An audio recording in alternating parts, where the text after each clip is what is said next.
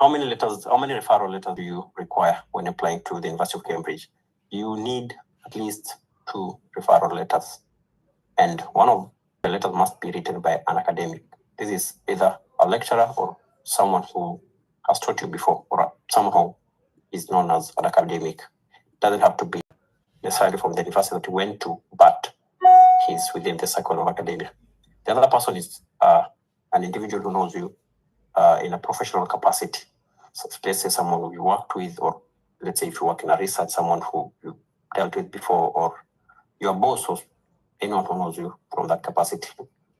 So I'm going to list a few guidelines of how to engage with the referee, but at the end of it all, we're going to share a toolkit, something very comprehensive that you can read and peruse through, and just get to know what you need to do.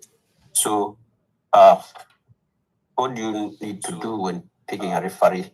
One, you have to pick someone who knows you very well, someone who knows your capacity, someone who's familiar with your work.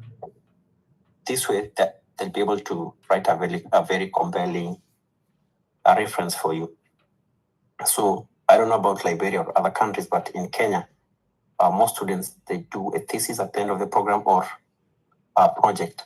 So the person who supervised you is most likely to be a very suitable candidate for your referee.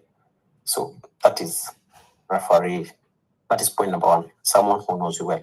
Alternatively, if you work at a place and you have a colleague or someone supervising you, or a supervisor who can write a good reference letter for you, then it's acceptable.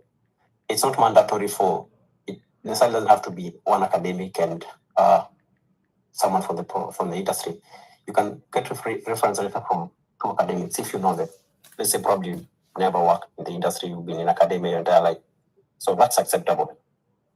2, the second point, what you need to do is you need to contact them early enough. Reach out as early as September and probably October, because for most applications, the deadlines are in 5th December and January. So you need to give them ample time to at least write a good letter, reference letter for you. So when you reach out to them, you have to confirm their willingness to provide a reference letter by the deadline, because there's a deadline to it. And a critical thing to note is they have to send the reference letter or upload the reference letter using the institutional email. So it cannot be a gmail.com. It has to be, for example, if you went to the University of Nairobi, tom@unbi.ac.uk or at jquat.ac.uk. So it has to be an institutional email. So the other point is you need to provide relevant information to the individual writing your reference letter. For some of you, probably you've graduated 5 years or even 10 years back. Some of these professors don't remember you. So you need to give them some details, some information about yourself so that they can write this compelling reference letter for you. And some of these key details is what university you're applying to, and what course are you applying to, and your motivation for applying and how it aligns with your goal. In some cases, you probably might want to share your CV, your most current CV, just to give them a track of what you've been doing. And also a proposal applicable. Some research courses, some courses require you to have a proposal. So in such a case, you sharing it with them will help them formulate this reference letter well. And then you have to ensure that they make this submission on time. So it's your responsibility as a student to follow up, check with them periodically, and confirm that they've submitted the application on time. You will get a reference, you'll get a confirmation once they upload this thing. So, but you have to check if you've sent, probably if you've agreed, you should upload it by this timeline, then you can send a reminder, polite email, asking them to check up on it. So that is engaging referees. So reaching out to supervisors. A supervisor is basically a faculty member who will mentor you and guide you through your academic year. This is very critical for PhD students because you're potentially going to spend your 4 years with this person. So you need to ensure that your research list and his or her interests aligns. So I'll start by saying when I was applying for my master's, I actually didn't reach out to any supervisor. The department administratively allocated one to me based on my research and the professor of research interest. So it is not a mandatory, it's not a mandatory requirement. That said, it is important. It is important if you can get a professor's feedback and guidance. It'll help refine your proposal definitely. So if you can, and you're in a position to reach out to these professors and do it. If you can't, let it not stop you from applying. So how do we establish contact with a potential supervisor? So the University of Cambridge has several departments and faculties. Each department has a website, and there's a list of all the staffs there, what they do, their publications, their research interests. So if you are, for example, planning to apply for engineering, just log on to the website and check the list of professors. Check their work and see if it aligns to what you want to research. It's on that basis that you approach them. So what you need to do first is, as someone mentioned earlier, thoroughly read their recent publications, check their research interest. Actually, there's an area dedicated where it says research interest. So just check and see if it aligns to what you want. And then understand their research focus and identify how it aligns with yours. And then you need to craft a concise and personalized email to this professor. So you need to I think email is common. You still get the contacts on the website. So when probably you're addressing, the subject line should be very clear so that it doesn't need. These people receive a lot of emails. So let it be like a prospective PhD student and then your research proposal. That way, I'm sure he will read it and probably give you feedback. So this way, by having a very clear subject line, you're indicating the purpose of the email. Introduce yourself briefly, including your probably current academic status, background, and specific interests in their work, like what has piqued your interest in whatever they are doing right now. And then explain your research to them, clearly describe your research goals. Probably if you have a research proposal, you can share it with them, see how they align, how their research interests align with yours, and you can mention any relevant skill or previous research experience that you have. If you don't have, it's still not a big deal. So the other thing is you either attach your CV or a research proposal. So include a brief CV about yourself and a research proposal if requested or relevant, if it is relevant. And then you can probably request a meeting or a Zoom meeting or a virtual meeting for further discussion, politely, to just expound on your research interest and the proposal. Lastly, make sure you proofread the email. Don't be in a rush. Probably do a proper draft, read it, make sure it's free of grammatical errors and spelling errors, and then address the professor well. Ensure that you capture his title with observers, nitty-gritties, and any detail needs to be checked. Ensure you double check. And then if you send and they probably not responded after 3-4 weeks, you can do a follow-up, a polite reminder for them to check your, give you feedback. And that's basically it, I think, from me. So there are a lot of numerous resources online where you can check on how to write these things. We are going to also share, I think, a toolkit which has a step-by-step process of how to approach a supervisor and how to even a template of what you need to send to the FRE. Thank you very much. Thank you so much, Adam. That was really helpful. And thank you to my colleagues. I can see you're handling the questions on the chat. You're doing an amazing job. Thank you so much. Can I add one thing?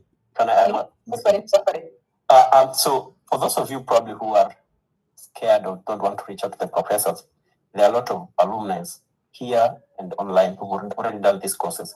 They are very instrumental. They can help you in proofreading your proposal. So you can reach out to them through LinkedIn, preferably LinkedIn. Yeah, that's it. Thank you. Thank you so much. As we had said earlier, we are having capacity issues. So our wonderful Regina has decided to live stream from her YouTube. And I think she has shared the link there. You can share with anyone else and they can be able to watch it. So thank you so much, Aden. I'll now move to the next speaker, who is Sheila McKenna. Sheila McKenna was able to do her master's in infectious disease epidemiology, and she was in Newnham College and Department of Public Health and Primary Care. I think I might be able to mix up about what you really did for your MPhil. So Sheila, you can take over and really expound more about what you did and which scholarship you were in. And if you realized, the panelists that we are having are from different scholarships.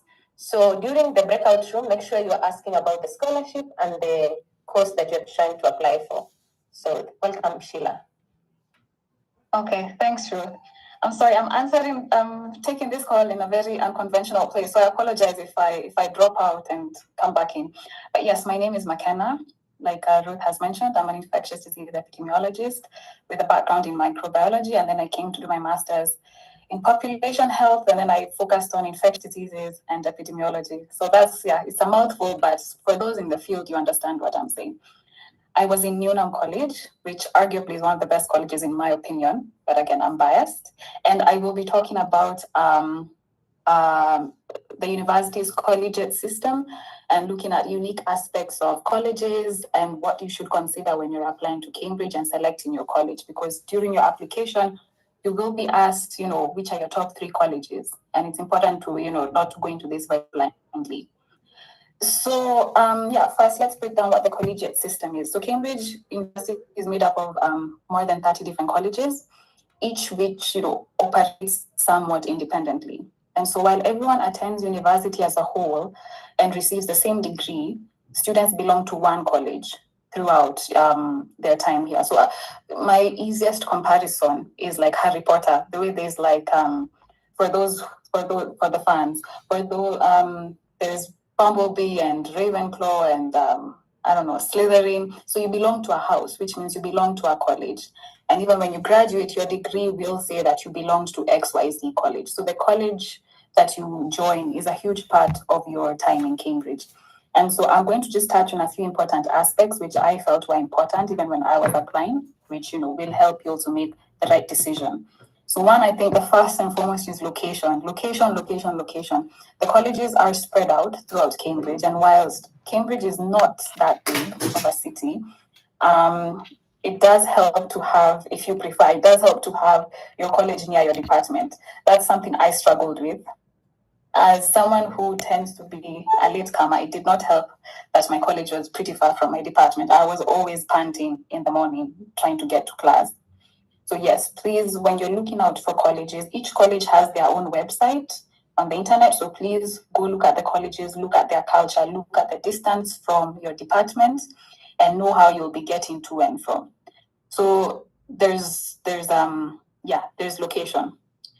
Second, I think is really important is like college culture. So each college has its own unique culture and atmosphere.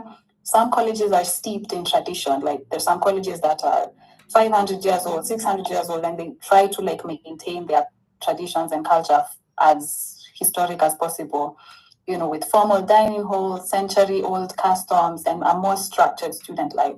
So looking at, for example, Trinity, St. John's, King's College, these are colleges where you can't even step on the grass, and you have to wear a gown to every formal dinner and all that. So they do emphasize such traditions, and if that's something that appeals to you, then go for it. On the other hand, we do have more relaxed colleges like Darwin and Wolfson, which are very laid back, very easygoing. Even the administration does have a very easygoing culture. And so if that's something you prefer, it's good to know beforehand so that when you're selecting your colleges, you know what you're getting yourself into. I think looking at gender and age is another consideration. So Newnham College, which I'm a member of, is an all-women's college. I did not select Newnham. I actually left the selections blank and I was assigned to Newnham. So even if you don't choose a college, as long as you get into Cambridge, you are guaranteed to be a member of one of the colleges. So if you feel like you don't want to choose and you just leave it up to fate, that's fine. I was put in Newnham College, which is an all-women's college. I actually loved it. It was great. So that means I lived with women a lot of the time. My administration was primarily women. Of course, we had men. And yeah, so the culture was very women focused and feminist. And, if that's something you would like as a woman, then I definitely encourage you to apply to such at your college. We also have Mary Edwards. There are only 2 all-female colleges in Cambridge, Newnham and Mary Edwards. So if that's something you like, please go ahead. We do have colleges that are tailored to postgraduates only, so like more mature colleges. We have, let's say, Wolfson, which a lot of panel members here are members of Wolfson College. So these are like over 21. So you do have mature undergraduate students, those are above the age of 21, and also postgrads above the age of 21. So if you do prefer a more mature environment, and you do not want the hustle and bustle of living and interacting on a daily basis with undergrads, then yeah, maybe that's the college for you. We also have colleges like Hughes Hall or Darwin, which is primarily postgrad students. There are no undergrad students that you live with or interact with on the college. And if that's something you prefer, then go for it. If you do like colleges, again, back to location. If you like colleges that are far away, like Garton, I think Garton is like the farthest college from anywhere. I mean, it's very far, but it's very tranquil, very peaceful. There's so much space. I mean, they have like a whole apple orchard. They have like 2 lacrosse fields. They have like an indoor pool, that you could apply to that college. Or if you do like to be in the center of the city and in the, you like that chaos, not chaos necessarily, but just that busyness and activity, there are colleges that are right in the middle of Cambridge Center. Like, I think Downing, Corpus Christi, Trinity Hall, those are colleges in the city center. And so even for convenience, getting one place to another, those are easier to work with. So yeah, I think I was looking at location, gender and age, and also just college culture.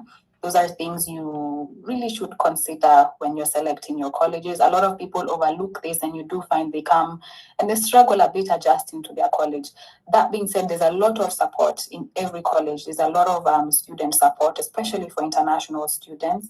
I was the international officer in my college for the postgraduate community. So, whichever college you join, you will get some form of support from your college. And yeah, I'm excited. I think the rest are reserved for like the breakout room with people joining the public health stream and medical sciences stream. And so, yeah, Ruth, back to you. Thank you. Thank you so much, Sheila. Thank you. And it's good. I've seen Claire also mentioning in the we will have breakout rooms whereby you'll be able to speak to reps from different disciplines, and they will expound more on your application. I've just seen on the chat, Norbert trying to market his college, Darwin. I'm also marketing my college, Robinson. Okay, it's a joke. But I'm going to move forward to the last panelist before we head to our breakout rooms. I'm sure most of you have lots of questions. So our last panelist is actually our youngest scholar, Petra Mariaria. I think that's how I should pronounce. She did a MPhil in Population Health Sciences. She's from Wilson College and the Department of Public Health and Primary Care. She will be speaking about more on colleges and I think extracurricular activities. And so, Petra, welcome. Thank you so much, Ruth, and thank you all for joining us. So I'll pick up from where Sheila left off. With regards to colleges, there is also an aspect of the college size. Some colleges are somewhat bigger than others. So you'll find that most of these larger colleges, they have like a more vibrant scene as compared to some of the smaller colleges where the community is more or less like tightly knit. So you have like some sense of family like environment with these smaller colleges. Another thing you should also consider is the cost. Some colleges are way more expensive than others, especially in terms of accommodation. There are colleges that you pay like £500 per month. There are those that go all the way up to £1,000 per month. So it's it's good to consider that if finances are a big issue for you. Another thing I could mention is financial support. This is among the very many forms of support that you can get from your college. So, for instance, let me give an example of Wolfson College, where I was from. You'll find that in terms of financial support, you'll find that we had some hardship allowance funds if you are in any hardship situations. We had travel and research grants, we had grants for sports, we had various scholarships. Then if you wanted to study a different language, there were the language study grants. For those who love music, there were some music scholarships and so on and so forth. So there were a lot of funding support from colleges. So you might want to look at the college website and see what type of additional funding support you can be able to get from your college of choice. Another thing is the amenities. There are those who might prefer colleges with free access to gyms, swimming pools, art rooms. For instance, where McKenna was, they had a really lovely art room. So for those who love art, sewing and all that, that may be of interest to you. For those who like free access to gyms, for instance, Wilson, the gym subscription was free, and there are some colleges where you have to pay, like Sydney Sussex. So if that's something you want to consider, you might want to check the website for the particular college that you want to go to. Then also another thing is accessibility. Well, in as much as Cambridge tries to accommodate everyone, some colleges are not able to meet all types of accessibility needs issues. So it's good to check with the university website or shoot them an email to check if they can be able to accommodate you. If, for instance, you're using a wheelchair or going up the stairs is an issue for you, or you use crutches or any form of disability, you might want to reach out to the college to find out if they can accommodate you and accommodate your needs. If not, you might want to look for a college that can be able to accommodate your needs. Another service that can help with that is the Disability Center. So Cambridge has a Disability Center, so you can always shoot them an email and they can be able to give you guidance on how to go about it. Also in the application form, there's usually a section on where you disclose if you have any disability issues or accessibility needs. So if you would like, you will opt to fill that out so that as they're allocating, like colleges, for instance, if you've left your college selection parts open, they might want to consider that.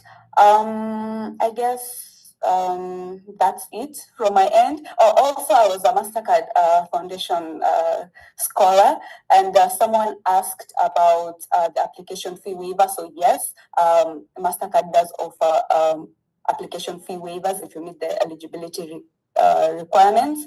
A link was posted in the chat.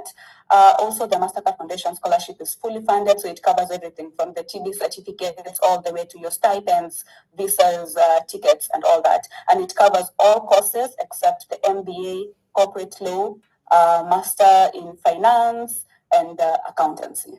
So I guess that's it from me. Thank you. Thank you so much, Petra. Thank you. And I think before we head to the breakout rooms, I'm just going to ask a very controversial question here.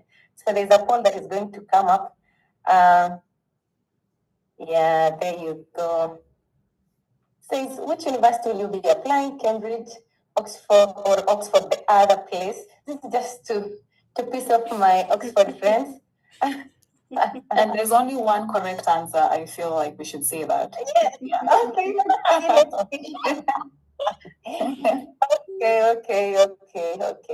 This is now controversial. So let's move on. Actually, you're still voting. Okay. All right. I'll end the poll before my fellows. So we have 93% applying for Cambridge and 8% applying for Oxford. Okay, we are good with that. So now let's move forward and go to the breakout rooms. I want to explain something about the breakout rooms. So I'm just going to share my screen once again. And there you go. So the breakout rooms, these are the disciplines we've been able to identify. We weren't able to answer to get all the disciplines in the university, but this is based on the people that we have in the Kenya society. So the first discipline is social science, history, international development, where we'll have Wavinya. Wavinya will be handling the questions there. So if you feel like that is a discipline you're going to apply to, join that breakout room and you can ask all the questions about it. We have law, so it will be handling it. And then we have biological sciences. JC was one of our panelists also. We have environmental and conservation science. We have Phoebe, Norbert, and Bowen will be handling all the questions about it. Then we have architecture. We have Aden and Sheila. They're both here. They'll be handling those questions. We head to public health. We have Petra, McKenna, the last two people who just spoke, and Gitao.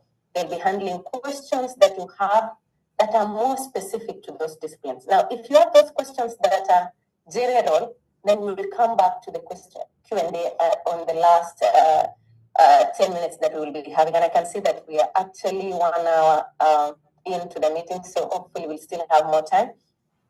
And then on engineering, we have Lynette and Sally. Business and MBA, we have Daisy. IT and artificial intelligence, we have Sumaya. And then agriculture and plant sciences, we have Kika. So in these breakout rooms, we'll start the breakout room and you'll get that some notification saying join a breakout room. You'll automatically join what you want. And I feel like when you feel that is a discipline that you're not sure of and you want to come back, I'll just be here and I'll be able to take you to another breakout room that will be beneficial to you. So I think that's it for now. The breakout room representatives will be leading there. They'll be answering your questions. And so now is when I'm going to start the breakout room. Feel free to say if you are unable to join. Sometimes this notification doesn't come up so clearly. So you might have to go to one of the icons there and then you click one. So I'm going to open now and go. Yes, go for it now. So you can join the social science, law, biological science, environment. And definitely come there and just check on you guys. Architecture, we have public health, engineering, business. We have IT and artificial intelligence. We have agriculture and plant sciences. The reps, I can still see my reps here. You're not in your breakout room. Yeah. Aaron, are you okay? Yeah, good.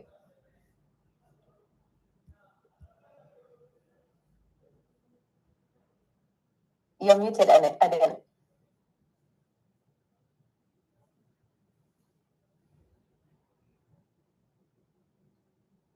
Yeah, just join the room. There'll be people waiting for you.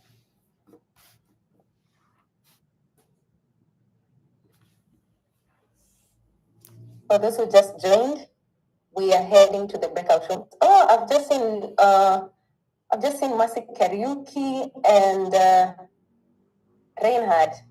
Those are conservation leadership people. You can join the breakout room and help them answer the questions there, actually. Thank you for joining.